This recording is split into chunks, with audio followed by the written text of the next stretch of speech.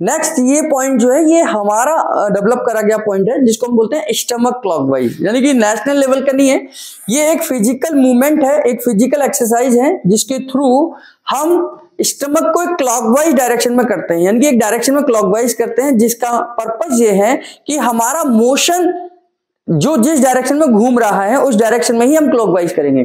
खास तौर से ये उनके लिए दिया जाता है जिनको कॉन्स्टिपेशन होती है, जिनको आमतौर पर यह शिकायत रहती है कि एक बार में उनका पेट साफ नहीं होता है ना। तो उस समय पर स्टमक क्लॉकवाइज देने से हम उनके इंटेस्टाइन की मूवमेंट को स्टिमुलेट करते हैं।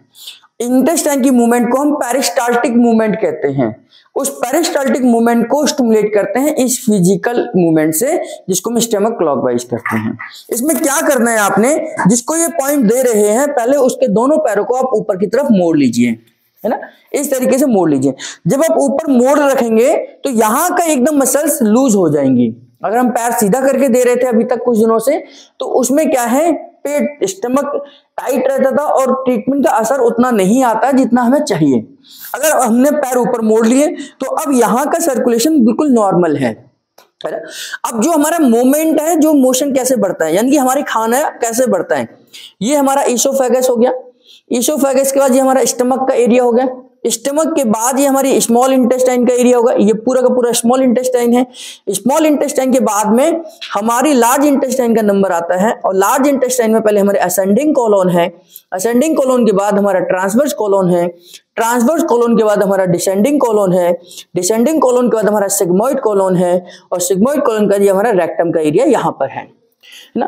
तो यानी कि अल्टीमेटली अगर हम ये देखें तो ये हमारा क्या है, स्टमक का एरिया, ये हमारा क्या है, स्मॉल इंटेस्टाइन का एरिया।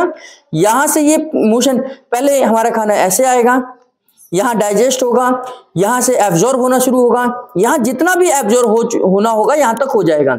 अब यहां से इलियम वॉल को क्रॉस करके हमारा मोशन लार्ज इंटेस्टाइन में जाएगा। अब लार्ज इंटेस्टाइन से असेंडिंग कोलोन, असेंडिंग कोलोन से ट्रांसवर्स कोलोन, फिर डिसेंडिंग कोलोन, डिसेंडिंग कोलोन से सिग्मोइड कोलोन, और सिग्मोइड से रेक्टम में जाकर ये इकट्ठा हो जाएगा। रेक्टम जब भर जाएगा तो आपको एक प्रेशर फील होगा, और इस प्रेशर को फील करने पर हम इसको पास आउट कर देते हैं। तो इसी डायरेक्शन में, जिस डायरेक्शन में आपका मोशन आ रहा है यानी कि खाना आ रहा है, उसी डायरेक्शन में हमने इसको क्लॉकवाइज करना है।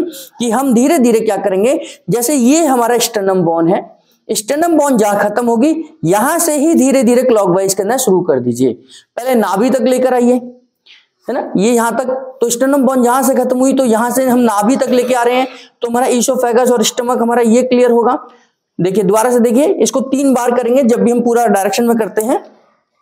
तो यहां से हम क्लॉकवाइज करते हुए नीचे की तरफ आ रहे हैं, पूरा एक ही जगह पे 2-3 बार क्लॉकवाइज करिए, फिर आगे बढ़िए, 2-3 बार क्लॉकवाइज करिए, फिर आगे बढ़िए। ये स्टमक आ गया, यहां से फिर इंटेस्टाइन। अब इस डायरेक्शन से नीचे की तरफ हम इधर मुड़ जाएंगे, क्योंकि अब हम कहां जा रहे हैं, हमारी स्मॉल इंटेस्टाइन से हम लार्ज इंटेस्टाइन में जा रहे हैं। अब देखिए ये बहुत मुलायम एरिया है, तो आप आराम से ट्रीटमेंट कर पाएंगे। और यहीं पर अगर पैर सीधे होते तो ये पूरा का पूरा एरिया टाइट हो जाता। अब यहां से हम धीरे धीरे क्या करेंगे, ये पेल्विक बोन है, ये यहां पर पेल्विक बोन है, तो यहीं से, जहां से पेल्विक बोन है यहीं से हम डायरेक्शन को ऊपर की तरफ लेके जाएंगे। अब ये जो ऊपर लेके जा रहे हैं ये हमारा क्या है, ये लार्ज इंटेस्टाइन का असेंडिंग कोलोन है। यहां ऊपर की तरफ जाएंगे तो यहां पर ये हड्डी टकराएगी, ये रिब्स की।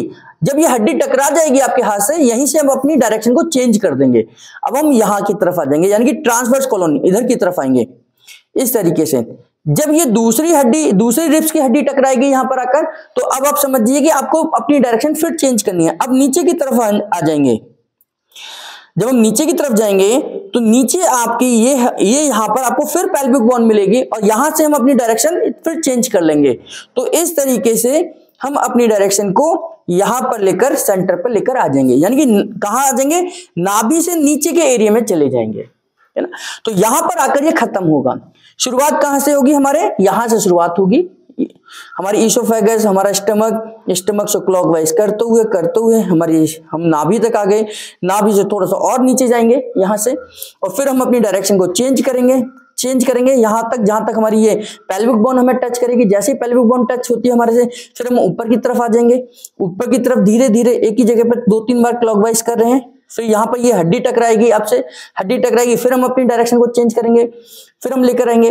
फिर यहाँ पर हड्डी टकराएगी, आपसे रिब्स की हड्डी टकराएंगी, बोन्स टकराएंगी, फिर नीचे की तरफ जाएंगे हम इस तरीके से।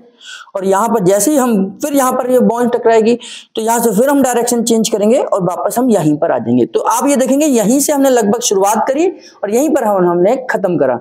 तो ये लोअर एब्डोमेन है, यानी कि ये हमारा सिग्मोइड ये आपका रेक्टम का एरिया होगा जहां पर मोशन इकट्ठा होगा। तो इस डायरेक्शन में हम 3 डायरेक्शन मतलब 3 बार इसको रिपीट करेंगे, ऊपर से नीचे की तरफ नाभि तक, नाभि से नीचे की तरफ, और फिर अपनी डायरेक्शन चेंज करेंगे असेंडिंग कॉलोन के लिए। असेंडिंग कॉलोन से फिर हम आगे बढ़ेंगे, हड्डी से टकराएंगे, ये रिब्स से टकराएंगे, हम रिब्स से जैसे ही टकराएंगे फिर हम अपनी डायरेक्शन चेंज करेंगे, फिर जैसे ही यहाँ रिब्स से टकराएंगे फिर हम अपनी डायरेक्शन चेंज करेंगे, फिर यहाँ पर हम पेल्विक बोन से टकराएंगे फिर हम अपनी डायरेक्शन चेंज करेंगे और यहाँ पर आकर इसको खत्म करेंगे। तो ये पूरा का पूरा हमने जो सर्कुलेशन पहुंचाया है, जिस डायरेक्शन में हमने मूवमेंट करी है, इसी से मूवमेंट में हमारी जो है मोशन आगे बढ़ रहा है, हमारा खाया हुआ जो खाद्य पदार्थ है वो आगे बढ़ रहा है। और ये अल्टीमेटली आपकी पेरिस्टाल्टिक मूवमेंट भी इसी डायरेक्शन में काम कर रही है। पेरिस्टाल्टिक मूवमेंट भी इसी डायरेक्शन में चल रही है जिस डायरेक्शन में हमने ये क्लॉकवाइज किया है। तो जिन लोगों को डेली मोशन नहीं आता है, जिन लोगों को कॉन्स्टिपेशन की दिक्कत रहती है, जिन लोगों का बंधा हुआ मोशन नहीं आता है, जिन लोगों को एक बार में पेट साफ नहीं होता है, उनके लिए ये बहुत अच्छा ट्रीटमेंट है। इसको ये हमारे द्वारा बनाया हुआ है ना, तो इसको हम बोलते हैं स्टमक क्लॉकवाइज करना, जिससे कि आप पेट लूज मोशन में नहीं देंगे, क्योंकि अल्टीमेटली पहले से ही लूज हो रहे हैं, लगातार हो रहे हैं, तो उस समय पर हम इसका इस्तेमाल नहीं करेंगे। बाकी पेट की हर समस्या में हम इसका इस्तेमाल कर सकते हैं। IBS हो, कोलाइटिस हो, किसी भी तरह की कोई समस्या है, केवल लूज मोशन नहीं होने चाहिए, बाकी आप इसका इस्तेमाल कर सकते हैं।